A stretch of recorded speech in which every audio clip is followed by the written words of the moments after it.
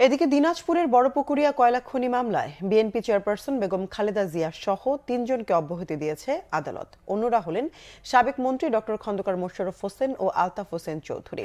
খালাস পেয়ে অভিযুক্তরা জানান, রাজনৈতিকভাবে হয়রানির জন্য এসব মামলা করা হয়েছিল। এই পাপের সাজা এখন আওয়ামী লীগ নেতারাই পাচ্ছে। দীপন দেওয়ানের রিপোর্ট। বুধবার সকালে ঢাকার বিশেষ জজ আদালত ৩-এর বিচারক আবু তাহেরের আদালতে ছিল বড়পুকুরিয়া কয়লা খনি মামলার চার্জ গঠনের শুনানি। বিএনপি চেয়ারপারসন বেগম খালেদা জিয়ার পক্ষ থেকে তার আইনজীবী অব্যাহতি চেয়ে আবেদন করেন।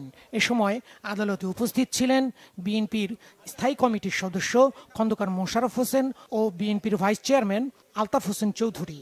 পরে বাদী ও আসামি পক্ষের শুনানি শেষে তাদের খালাস দেন আদালত। তবে এই মামলার অন্যান্য আসামিদের বিরুদ্ধে বিচারিক প্রক্রিয়া চলবে বলেও জানিয়েছেন আসামি পক্ষের আইনজীবী। তাদের বিরুদ্ধে বিজ্ঞ আদালত অভিযোগ গঠন করার মতো মামলার এজাহার, চার্জশিট এবং সাক্ষীদের বক্তব্য পর্যালোচনায় কোনো রকম প্রাথমিক অর্থাৎ প্রাইমা ফেসি কোনো কেস না পাওয়ায় তাদেরকে এই মামলার দায় হইতে অব্যাহতির আদেশ প্রদান করেছেন। বাকিদের ব্যাপারে আদালত বলেছেন যে তারা যেহেতু বিভিন্ন মন্ত্রণালয় এবং সংস্থার কর্মকর্তা কর্মচারী ছিলেন, তাদের বিরুদ্ধে অভিযোগ গঠন করে বলেছে ওনাদের বিষয়টা বিচারে নিষ্পত্তি হবে। তাৎক্ষণিক প্রতিক্রিয়ায় বিএনপির স্থায়ী কমিটির সদস্য ডক্টর খন্দকার মোশাররফ হোসেন বলেন, অভিযোগ গঠনের মতো কোনো প্রমাণ ছিল না এই মামলায়। তৎকালীন সরকার কেবল হেনস্থা করতে এই মিথ্যা মামলা করেছিল। এই মামলাটি ১/১১ পরে এই মামলাটি আমাদের বিরুদ্ধে একটি মিথ্যা মামলা, বানোয়াট মামলা দেওয়া হয়েছে এবং আপনারা বুঝতেই পারেন গত ১৭ বছর যাবৎ এই মামলায় আমাদের বিরুদ্ধে কোনো রকমের তথ্য উপাত্ত কিছু তারা তৎকালীন স্বৈরাচার সরকার কোনো রকমের ডকুমেন্ট দাখিল করতে পারে নাই বলে আমাদের বিরুদ্ধে মামলা এই চার্জ ফ্রেম করতে পারে।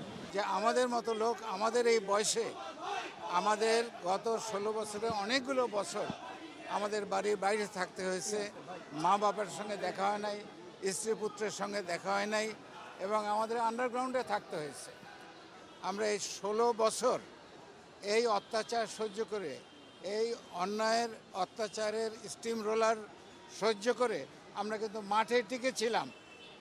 আর দেখেন এই সরকার এই ১৬ বছর তো দূরের কথা, ১৬ ঘন্টাও কিন্তু টিকতে পারে নাই। লেজ গুটিয়ে তারা এই দেশ থেকে পালিয়ে যেতে হয়েছে।